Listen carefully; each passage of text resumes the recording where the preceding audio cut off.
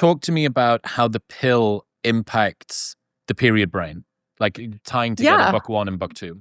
Yeah. So the pill essentially takes, we've been talking about the fact that our bodies have these two jobs we have to do to reproduce. And the result of this is that we wax and wane between these two hormonal states, right? With the estrogenic state, which is like the wild sex kitten version of ourselves.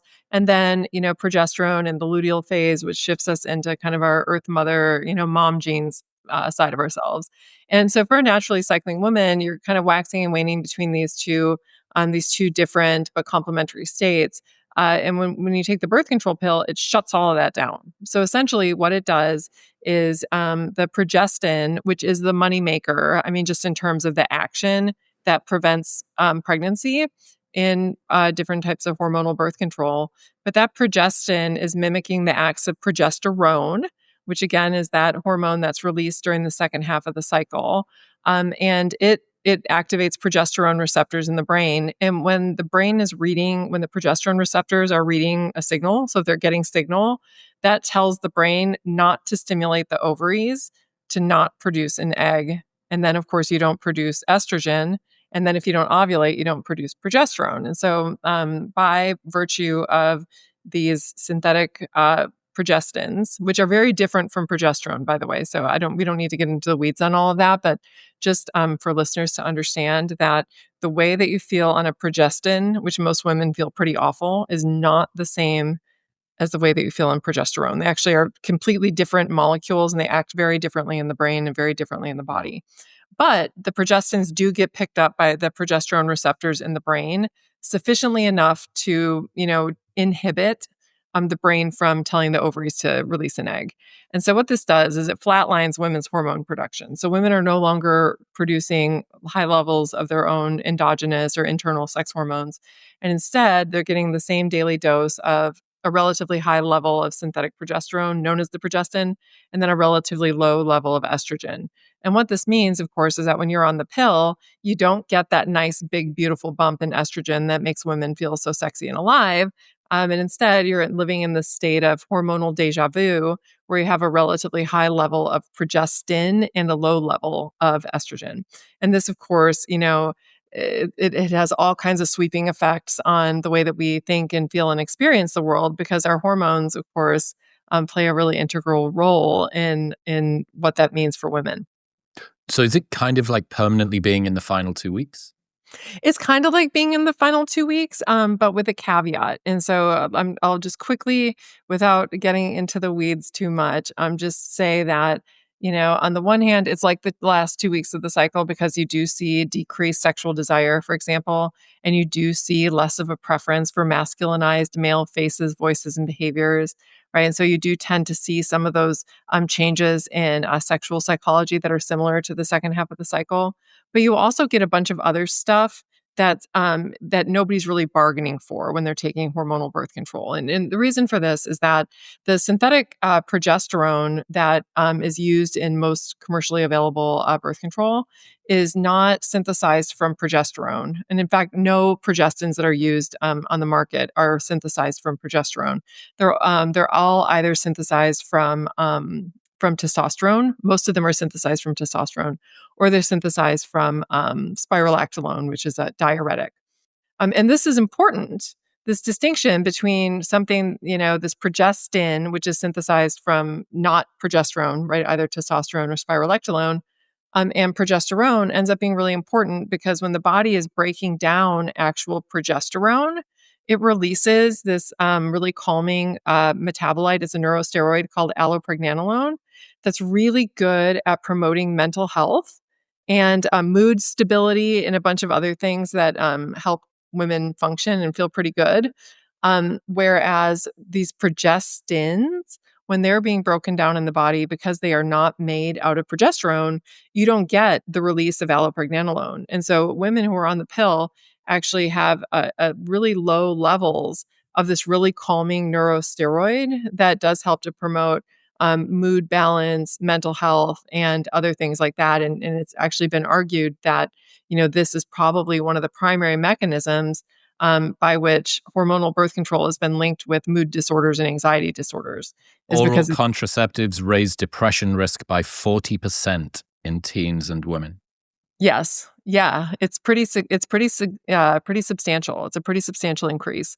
And it's something that, until recently and it's even now, it's like only the Europeans are actually stating this, like their group that, does the licensing for OBGYNs finally, acknowledge that yes, you can get mood related side effects from hormonal birth control. The American group is less quick to accept that and like make that something that they communicate to their patients. But yeah, it's a real issue for a lot of women, especially teenagers. Teens are the ones who are asymmetrically hit with the mental health side effects from the pill. And so it's likely the result of those funky progestins and the fact that they don't metabolize like a regular progesterone. Interesting. Okay. Women on the pill show a 10 to 20% lower relationship satisfaction. Where's that coming from? Yeah, that's really interesting. So, my guess is that what's happening with that is twofold. Is that one, anytime that you have some sort of a mental health related thing, like something like depression or anxiety that might be caused as a result of the lack of allopregnanolone of pill users, that can just decrease your satisfaction with everything. Right. So it might not necessarily just be about your partner. It just might be that you're more critical about everything.